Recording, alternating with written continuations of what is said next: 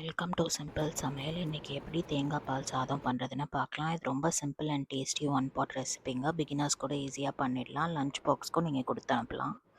ஒரு பவுலில் ஒரு கிளாஸ் பாஸ்மதி ரைஸ் சேர்த்துக்கோங்க. இது நல்லா கழுவிட்டு ஒரு கிளாஸ் தண்ணி சேர்த்து ஒரு 20 to 30 நிமிஷம் ஊற விடுங்க. ஒரு ப்ரெஷர் குக்கரில் 3 டேபிள் ஸ்பூன் எண்ணெய் சேர்த்துக்கோங்க. இதோட 2 டேபிள் ஸ்பூன் நெய் சேர்த்துக்கோங்க. அது சூடான அப்புறம் 15 முந்திரி சேர்த்து ஒரு 30 செகண்ட் போல் நல்லா வறுத்து கொடுங்க. இதோட பட்டை, கிராம்பு, ஏலக்காய், அன்னாசிப்பூ, பிரிஞ்சி இலையெல்லாம் சேர்த்துக்கோங்க. கல்பாசியும் சேர்த்துக்கோங்க. கல்பாசி நல்லா மணம் கொடுக்கும். ஒரு 30 செகண்ட் போல் இதை வறுத்து கொடுங்க. இதோட ஒரு டேபிள் ஸ்பூன் சோம்பு சேர்த்துக்கோங்க. சோம்பு சேர்த்து அதை நல்லா பொரிஞ்சு வர்றது வரைக்கும் வதக்கி கொடுங்க. இதோட ஒரு பெரிய வெங்காயம் நீட்டமாக நறுக்கினதை சேர்த்து நல்லா வதக்கி கொடுங்க. 1 நிமிஷத்துக்கு வதக்கி கொடுங்க. வெங்காயம் கலர்லாம் மாறணுன்ற அவசியம் இல்லை. இதோட 4 பச்சை மிளகாய் சேர்த்து நல்லா வதக்கி கொடுங்க.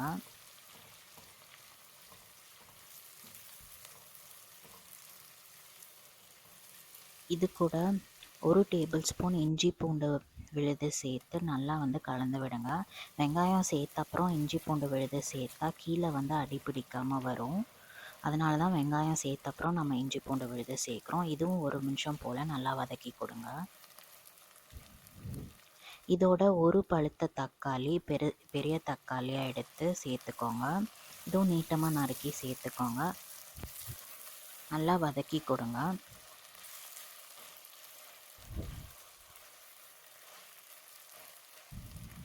இது கூட 3/4 டேபிள் ஸ்பூன் உப்பு சேர்த்துக்கோங்க. இல்லை உங்களுக்கு தேவையான அளவு உப்பு சேர்த்து நல்லா கலந்து விடுங்க. உப்பு சேர்த்தப்புறம் வேகமாக குக் ஆகும். இந்த மாதிரி தக்காளி மசிஞ்சும் வரும். இந்த மாதிரி தக்காளி மசிஞ்சுற வரைக்கும் நல்லா குக் பண்ணுங்கள். இதோட ஒரு டேபிள் ஸ்பூன் கொத்தமல்லி இலை சேர்த்துக்கோங்க.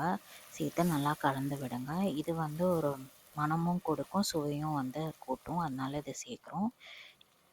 அதுக்கப்புறம் நம்ம ஊற வச்சுருக்க பாஸ்மதி ரைஸை சேர்த்துக்கோங்க. அந்த தண்ணியோடு சேர்த்துக்கோங்க. சேர்த்து நல்லா கலந்து விடுங்க. இது அசிடிட்டி, அல்சர்லாம் இருக்கவங்க எடுத்துக்கலாம். ஏன்னா இது காரமாலாம் இருக்காது, ரொம்ப நல்லா இருக்குங்க. இதோட 1.5 கிளாஸ் தேங்காய் பால் சேர்த்துக்கோங்க. இது உடம்பு சூட்டை தணிக்கும். 1 கிளாஸ் பாஸ்மதி ரைஸ்க்கு 2.5 கிளாஸ் தண்ணி சேர்க்கணும். அதனால நம்ம 1 கிளாஸ் தண்ணியும் 1.5 கிளாஸ் தேங்காய் பாலும் சேர்த்துருக்கோம். சேர்த்துட்டு நல்லா கலந்து விடுங்க. இது ஒரு கொதி வந்தப்புறம் மூடி வச்சுட்டு ஒரு 2 விசில் குக் பண்ணி எடுத்துடுங்க. கேஸ் ரிலீஸ் ஆன அப்புறம் குக்கர் ஓப்பன் பண்ணி இந்த மாதிரி மேலாப்பில் கலந்து கொடுங்க. நல்லா மலர்ந்து வந்திருக்கு. கொஞ்சம் நீங்கள் சூடாறினப்புறம் அது உதிரியாக வருங்க. இது குருமா கூட நல்லாயிருக்கும். காரசாரமாக இருக்க சிக்கன் கூடலாம் நல்லாயிருக்கும். தேங்க்ஸ் ஃபார் வாட்சிங்.